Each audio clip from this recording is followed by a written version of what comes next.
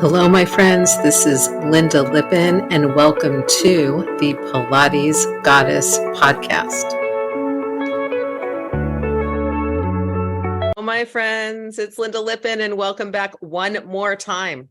One more time to the Pilates Goddess podcast. I am still here. You are still here. It's good. Today, I am really, really excited to be talking to a longtime friend and colleague of mine, Susan King. But before I get into introducing Susan, I just wanted to talk to you really quickly about my morning coffee routine. Because Susan even knows from the time that I've known her that I'm a huge coffee drinker. And we met each other when we were working for Como Hotels and Resorts. And I, in my staff housing, was still grinding my coffee beans and making my morning coffee fresh every single day. And my housemates, my husband already knew me, but my housemates thought it was kind of insane because they, all the Indonesians generally drink instant coffee, even though they come from the place that grows some of the best coffee in the world. Now, my morning routine lately has changed a little bit because I have discovered Laird Superfoods. This is a company started by Laird Hamilton, the big wave surfer, married to Gabby Reese. And he also enjoyed coffee for his morning routine and didn't want to eat a lot because if you're going out and you're working out or surfing and doing other things, you don't want a lot in your belly. I'm the same way first thing in the morning. I do not like to have a lot in me, but it's nice if you can throw something in your coffee that actually tastes good and makes you feel good and have good energy for the rest of your day. So I am now a huge fan of both his coffees, which come in whole bean, come in ground form, come in different roasts. You can get them infused with mushrooms and all kinds of yummy things that are good for you. But I'm really obsessed with the superfood creamers, gotta say it. They are coconut based. They give you some lasting energy and good fat in your coffee in the morning. I just whisk it right in with my scoop of collagen powder, and I am good to go for a long time in my day. So if you are ready to feel more energized, focused, and supported, go to lairdsuperfood.com/goddess and add nourishing plant-based foods to fuel you from sunrise to sunset. And use our promo code GODDESS at checkout to save 15% off your purchase today. Now, let me introduce you to the lovely Susan King. Susan King is a well-known around the globe. I'm reading your bio because that's always fun, Susan. She is well-known around the globe as a master intuitive counselor, spiritual teacher, emotional healer, and meditation instructor. I have actually had private sessions with Susan, so I can speak to what she does and how she does it. She is sought by many who are looking for clarity and peace of mind in the midst of chaos and confusion in their lives, like we all are today.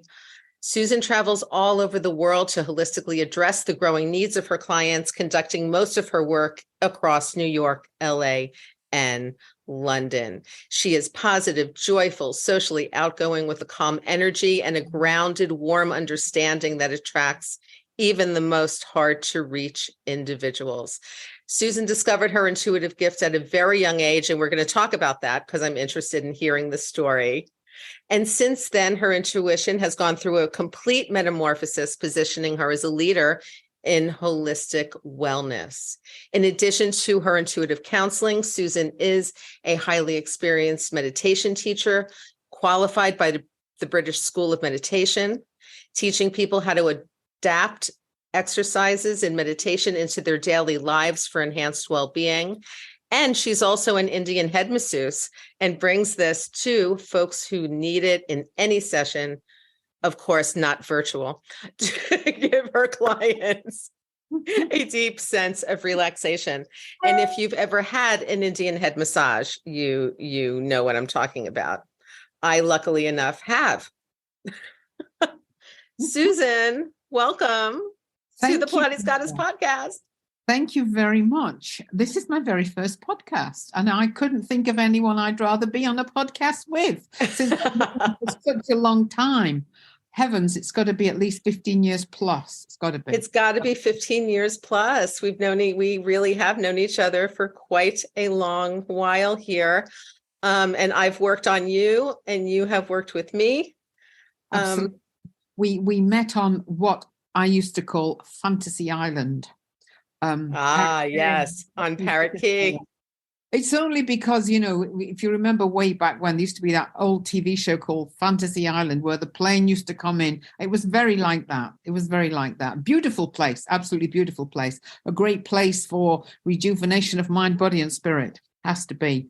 But yes. It was magic. It was absolutely indeed. Lovely. And thank you very much for asking me on your podcast. I'm very appreciative. Yeah. And I know you're also doing a lot of work right now with some of your clients who are dealing with trying to meet people online and dealing with that whole kind of online dating situation. And that's something that, I haven't had to deal with. And I'm kind of glad because I hear stories from my clients and friends as well.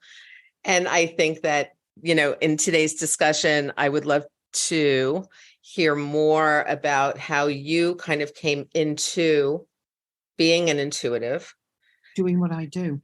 And doing what you do and making a living at it, right? Because this is also something that a lot of Pilates teachers, healers, movement people deal with. We are clearly born with some kind of gift, right? To not only have this in our bodies, but be able to share it with other people. Absolutely. And kind of see what's happening in their bodies and what they need so that they can feel and function better.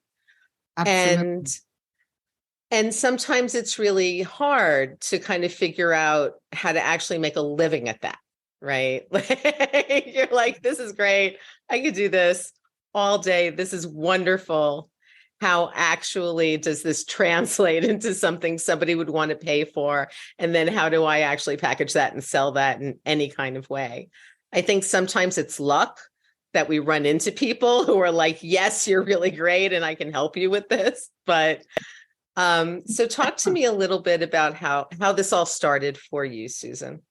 Okay, well, I believe everybody has intuition, sixth sense, call it whatever you like. I think we all have it. Some of us are aware we have it and some of us are not. As a child, I always used to feel and sense things. I was always very outspoken about people or situations, even 4, 5, 6, 7, 8, 9, 10, even as young as that. But when I got into my teens, I used to have dreams, and the dreams used to manifest into things that would happen during daily life, the following days, weeks, or months. So I realized when I became about 19, 20, that I had an ability that was constantly shifting and changing because nothing stays the same. And I felt I wanted to work with this ability. I didn't know when, I didn't know how. So initially, I worked in the pharmaceutical industry. I've always had an interest in anything to do with the mind, the body, and the spirit. And so I worked with different large pharmaceutical companies, and I enjoyed doing that. And you bring up a point of knowing actually when is the right time to make that change, because I wanted to do it, but I didn't know how, what, when.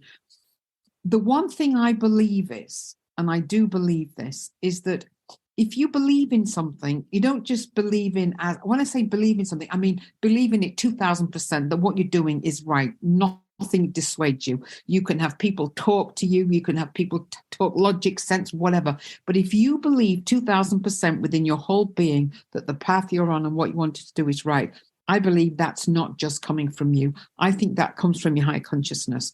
I think that's something that drives you forward, because I had that belief. And the number of people who said to me, have you lost it? How do you think you're going to live? How do you think you're going to cope? I mean, I'm going back 30 years. but I just knew that what I was doing was right. But initially, it was very hard. It was very hard indeed, because how do you start? How do you go about? What do you do? But you said there was a bit of luck. Well, I don't know if it was luck or what it was, but I happened to be watching the TV with the sound down, and I was looking at this woman on the TV, and I work by picking up mental pictures and images in my mind's eye. And as I'm watching the TV, this woman sitting on the breakfast sofa, I said to myself, she's having an affair with a married man. Now, I can go into the semantics of why I felt that and what was in my picture, but that's basically what I felt. So about 3 or 4 weeks later, I was having a phone conversation with a friend, and we were talking about, how am I going to get this rolling? How am I going to start working in this world? And she said to me, do you ever get any feelings about anybody off the TV? This was after an hour chatting, shooting the breeze one Saturday morning. And I said, well, as a matter of fact, I told her my tale, and lo and behold, her sister was very good friends with the woman that sat on the sofa on the breakfast TV. That was it. I never looked back. I never looked back. All that TV, this was in London, all that TV station started to come to me, or then the other TV station, then film companies came, even film companies from the West Coast that used to come into London. Then I got lots of people who consulted me in London, and journalists came, magazines came. So over a period of 2 to 5 years, I just built and built and built. And that's how I got started. But I can imagine it's extremely difficult. If I hadn't have had that, what would have happened? I don't know. But I just put it down to, it was meant to be, because it just was meant to be, because it just fell into my lap in that way. And it took me from not just London. I started to work in Asia, France, Italy, Japan, the US. I worked all over the place. Japan was exceptionally interesting because I did a lot of TV specials in Japan. And what I found was incredibly interesting from them days to now. You know how you see all these shows on TV about, going into the jungle, I'm celebrity, get me out of here.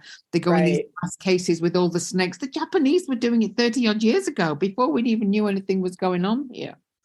But what I found is that the way I work and what I do, it's shifted and changed over the last 25, 30 years.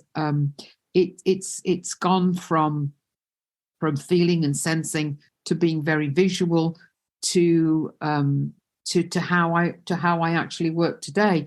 And I find that whatever a person's problem is, whatever the issue, that is what I will tune to. Whether it's a problem with their business, whether it's a personal problem, whether it's a relationship problem, whether it's bereavement, whatever the problem is, that's what I tend to tune to. Supposing they're in a relationship and they don't know what's going on, they're afraid, they've got fears, doubts, anxieties, I can profile the person that they're with by psyching into them. I can profile that person, and I can look at what's positive, what's negative. I can look at how I think they should handle the situation. So that's basically what I do. But you mentioned about the internet dating. I've had a very few interesting cases over the last decade with the internet dating, because there are a lot of people out there who are not what they purport to be on the internet. And I'll share with you. I mean, clearly, I mean, we even see it on Facebook, on TV as well. They're showing a lot of these things. But this is a very interesting tale, and this was in Los Angeles. Actually, it was early evening, and I was going to meet a friend. I'd not known this friend very long. She was a client, but some of my clients become friends. I had an early dinner with her outside this vegan cafe in Beverly Hills. And we were sitting there having our dinner, and she was looking very happy and pleased. Actually, she was lit up like a Christmas tree. And I said to her, how are you? How are you doing? She said, I'm in love. And I thought, wow, that's fast, because, a few months ago you weren't in love, but I suppose anything's possible and it can happen quickly. So she started to then tell me this tale of how she'd met this guy online. This guy was from Iceland. He'd been married. He had 2 kids, and his wife was having an affair with his next door neighbor. So it was very traumatic for him. He left Iceland and he'd come to LA. He was an architect, by the way. He'd been in LA for 2 or 3 years, and he met this woman. She was older than him, this lady. I don't know how old, maybe 5, 10 years. I don't know. And they lived together, and then they got married. And this lady had some land in Turkey, and they went a few times to look at this land because they wanted to develop it, and maybe build some apartments or whatever. So when my friend met this person online, that's what they were doing. And he told her he got the townhouse for sale in LA. And he even gave her the coordinates of the townhouse, because although he'd been married to this lady for the second time, she'd actually died. She'd had cancer and she died. So he told her that he was selling the townhouse and he was living in a rented place in Los Angeles. So she checked out the townhouse online and she showed me the pictures of the townhouse, and it was for sale, and that's where he'd lived. Okay, so I'm listening to this, chomping into my green salad, and so, and I'm listening, and she said, we've been having these amazing talks and these amazing conversations, and video calls and da da da da da da da. So she looked at me and she said, "You're very quiet. You've not said a word." I said, "He's a scammer." And I felt sorry for the girl. I really did. And if that had been a client sat with me, I wouldn't have put it quite like that. I would have said right. it in the right way. But because she was a friend and because I knew her in the way that I did, her face went bright red. And she said, "Why do you say that?" I said, I can't tell you why I say that. All I know is the story you're telling me doesn't make sense. So she said to me, "Well, he's going to be coming back here to the West Coast." So I said to her, "Well, find out when he's coming, find out how he's coming."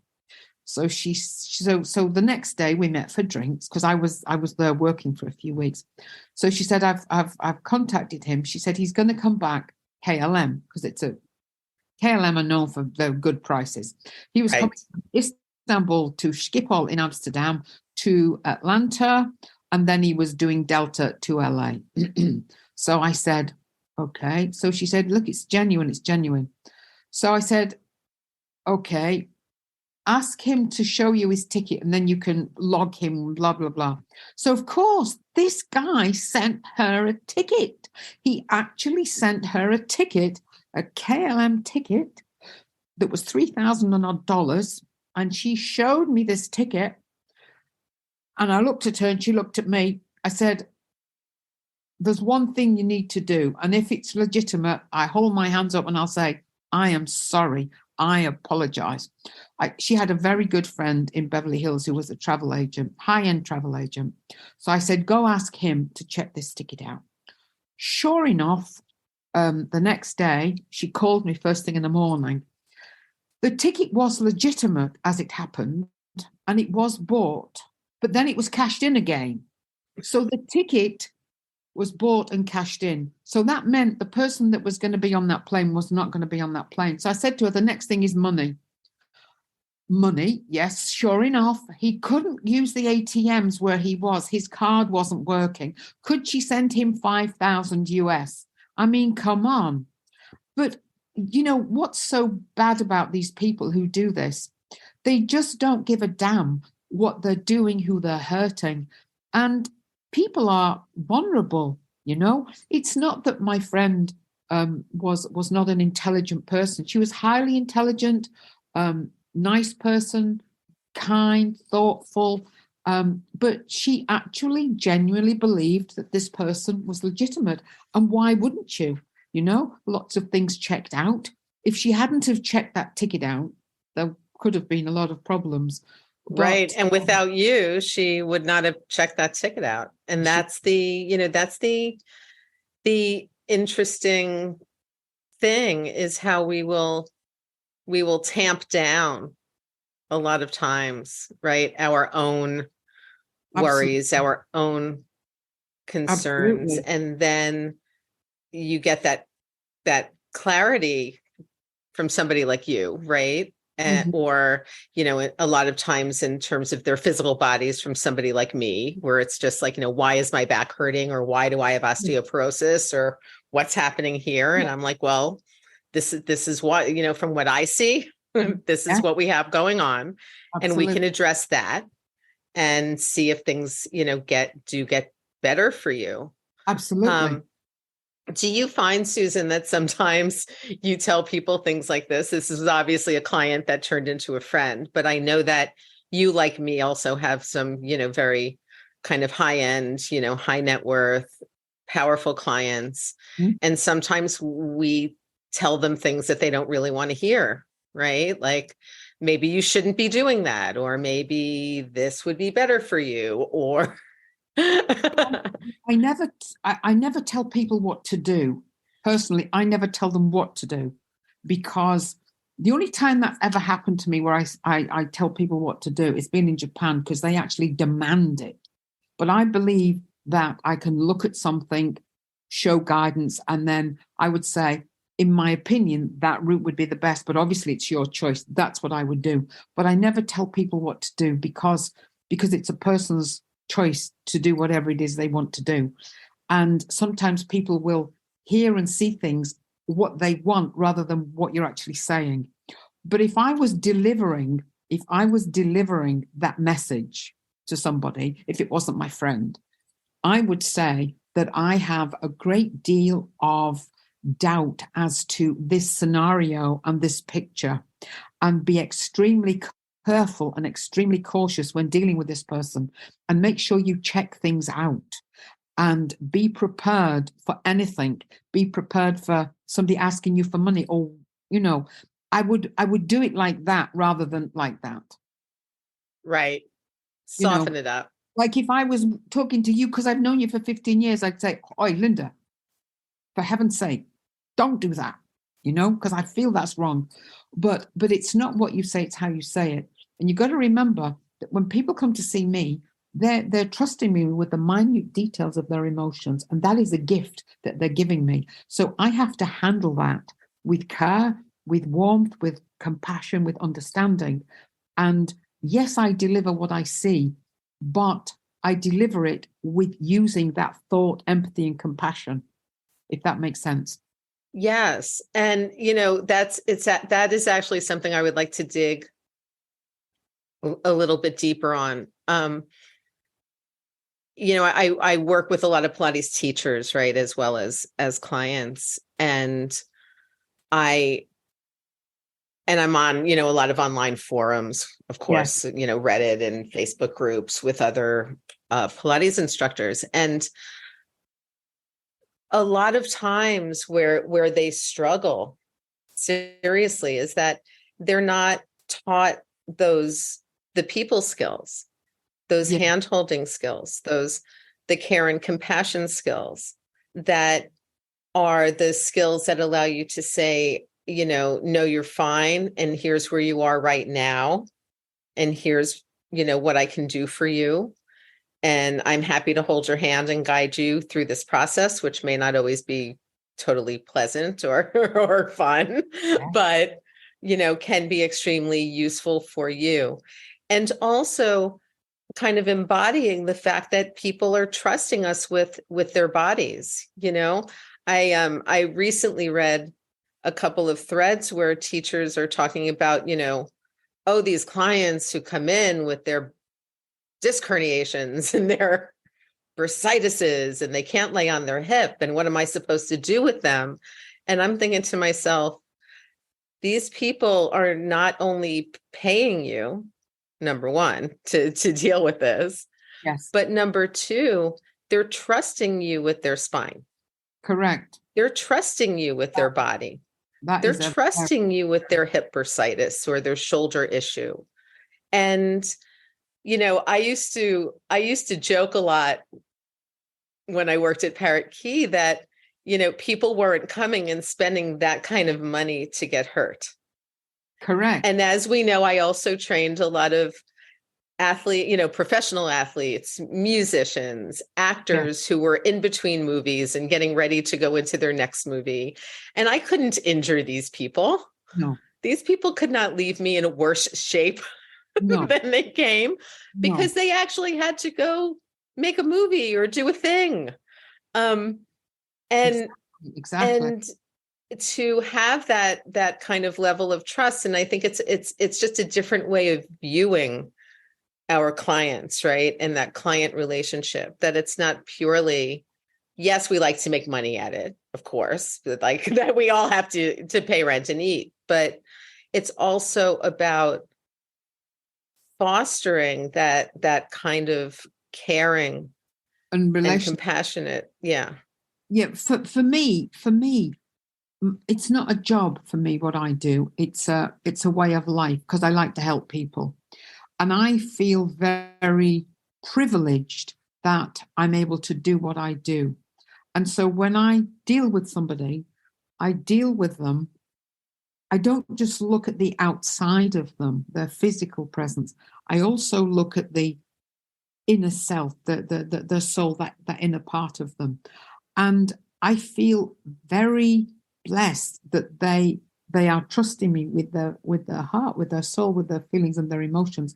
That is something I'm very respectful of, very respectful of a person, and the fact that they're trusting me in the way that they do. So I am exceptionally blessed, I feel, to be able to deal with people like that and to do what I do. So I always try. I always try to give them as much help, clarity, direction, healing as I possibly can, because it's a gift. That's, for somebody to place their emotions in your palm. Sometimes I find it overwhelming. Because I'm Yeah. quite softy. I'm quite soft, and I'm very sensitive. And when I work, this is an interesting scenario as well, because sometimes if you're talking to people and you're describing an emotion they feel, I believe unless you felt that emotion, you can't explain it.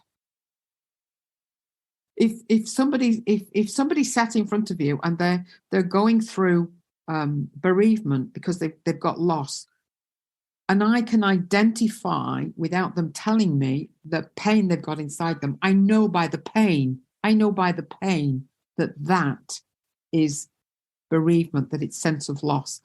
I also know by the emotion that's attached to it, if it's like a mother, a father, a sibling, partner, I can tell by the emotion. That's how finely tuned over the last 40 years my senses have become. So it's it's it's a strange thing, not strange, maybe strange is the wrong word, but when you use the word metamorphosis. A metamorphosis is when a caterpillar goes through the process of becoming a butterfly.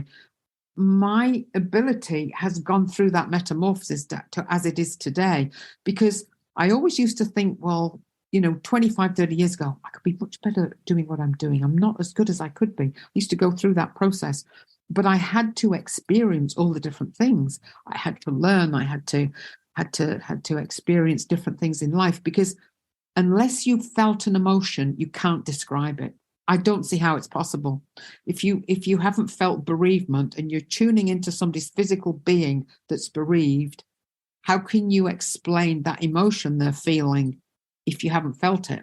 So I've actually experienced one hell of a lot of things in my life: loss, pain, illnesses, all sorts of things that help me to do what I do. And one of the most interesting things that happened to me regarding that was, I've had cancer 2 or 3 times over the last 15 years. And one of those times when it happened, I ended up having an article in the Oprah magazine. And what was amazing was so many people wrote to me who said that they'd had cancer, and I never mentioned that I'd had anything to do with that. And I actually met several times small groups of people. I invited them to come and see me in New York. So groups of women, and we all talked about it. And I actually felt that perhaps I'd gone through what I went through, so I could help people in that way. And that's one of the reasons that I took the meditation course that I did, because when I was going through my illnesses, I wanted to acquire another skill that would help me to help the people that sought me out for whatever reason. And that, right. And that's why I did Reiki. yes, exactly. Same thing. Exactly. It worked on me when I was going through my endometriosis and my hysterectomy and all of that. And exactly. Yeah. So you actually, in a way, you heal bodies and I heal emotions, because that's what I actually do. With what I do, I look upon myself as an emotional healer, because I tune to emotions and I give different perspective and view on emotions, and I help heal emotions. So, whatever, but you actually learned from your illness a new skill to help people, and so did I. So although it was a bad time in one sense, such a lot was learned from it in another. And a great deal was learned. Magic. I like that little slip in of the Oprah, the Oprah magazine while we're here. Yes. No, because it happened at the same time. All happened together.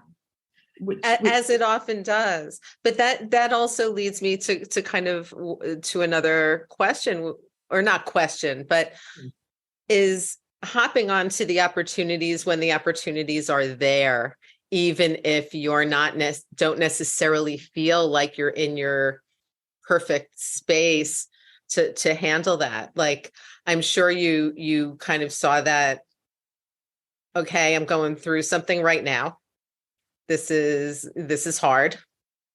This is, one of the hardest things I've gone through. And Oprah Magazine wants to do an article. And I know that timing wise, like, it doesn't have to be on what I'm going through right now, but timing wise, this could probably happen at a better time. But I'm going to take this because because this is a placement that can elevate me out there. And when I've done going through what I'm going through, I'd actually gone through that when I had that article written. It was behind me. When I had the article, it was gone. It was gone. And it was only through that article that a lot of people wrote to me and said they were going through cancer treatment. So that's what made me think, oh, well, because what people don't realize is when you go through cancer, it's not just about going through it and the treatment. It's afterwards that a lot of the problems happen. It's afterwards that the emotionals go on roller coaster, and that there's a need to connect with people, and there's a need to talk out loud. So because I was in that mindset, when people were writing about that and they were in New York and I was there, I used to say, oh, come, let's chat. So that's how it all happened. Groups of people came together. And I found it therapeutic for myself. Not just for them, but for myself as well. It was therapeutic. Mm-hmm. Because you're talking out loud, you're sharing, and they're listening. And, it doesn't have to put life in perspective. When you've got a 30-year-old person saying, I've been diagnosed with stage 3 cancer, and I want to stay here. I've got 2 young kids, it doesn't have to put life into perspective. And that's why dealing with people, having empathy and compassion, you don't know what anybody's going through or dealing with. And when somebody comes to you, whether it's with you helping them with their bodies, or whether I'm helping them with their emotions, they are special. Every human, every person that comes is special. They have their own special ways, their own special qualities. And if somebody comes in a bad mood, or they're snappy or whatever, don't make judgments, because there'll be a reason for that. There'll be a reason behind that. And so when you maybe talk to your ladies and they say, well, I'm going to do this, say to them, you don't know what's going on in this person's life. They could have a lot of trauma in their personal life. They could be dealing with emotional, financial, health issues, not to just do with them with extended. So they're precious. It's like picking up a kitten. And I think that if you look upon people that come to you with that kind of compassion and empathy, you can deal with it easily instead of them just being a person. Because that's the way I look at people and life. I always try to stay calm. Any situation, whether it's work or not work, I'm calm anyway. Mhm. People always say like I'm too laid back, but it's not that I'm laid back. It's just that I've learned to handle things like walking through wind. Wind as it blows along your face as you walk through wind, it passes. But be aware that life never stays the same. The winds of change always blow. They always blow in and out of our lives. They Nothing stays. do. I think, some of the things that are coming up in the Pilates world are also coming up because there's been a big push towards large group classes, bringing 12 people in on a reformer class. Can you imagine? Like, I can't. I just can't. And so the, teachers are now less able in many ways to form these personal relationships and personal connections with clients, right? Because they're kind of just getting this, this stream of bodies and tons of them and just trying to get people to, not fall off.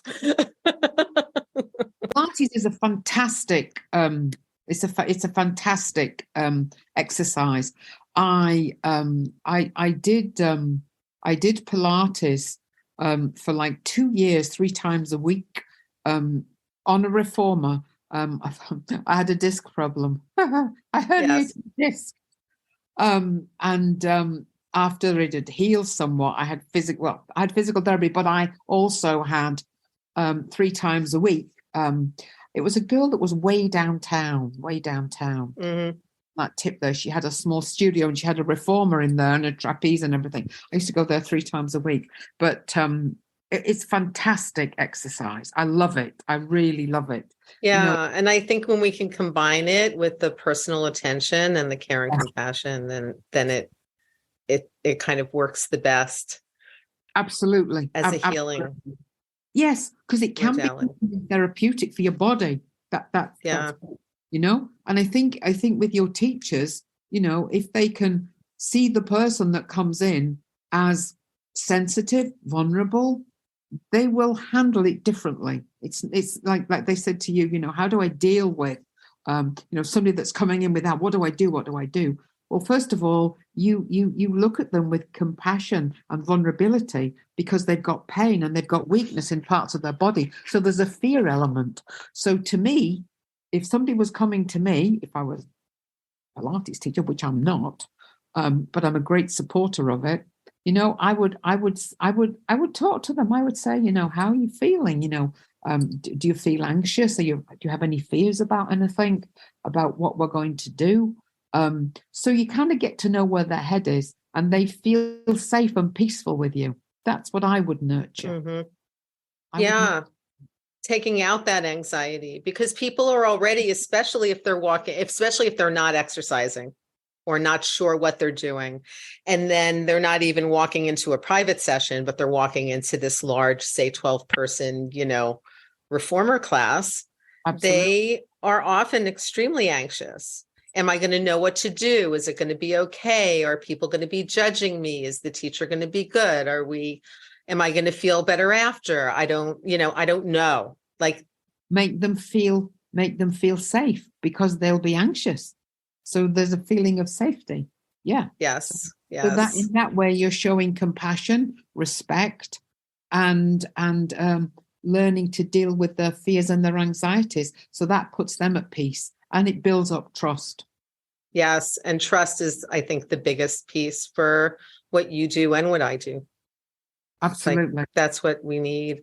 So Susan, how can people best get in touch with you and reach out if they'd like to learn more about what you do or do some work with you? They can email me at susankingintuitive@gmail.com. My website's online, Susan King Intuitive. or they can text me on 646-707-8536. But it's all online under Susan King Intuitive. Wonderful. So I will put all of the links to Susan's contact information in the show notes so that anyone who wants to reach out to her can. I highly, highly recommend doing it. There are still things, Susan, that you told me during our session at Parrot Key many, many moons ago that still resonate, that are still with me. You know, it's funny because one thing that really sticks out to me was that you told me that I would be doing more kind of healing, sports medicine kind of based Pilates work, that you saw me doing it in a place that was near the water because you were seeing boats. And I, of course, because coming, from that time in the Caribbean, right, didn't necessarily associate water and urban.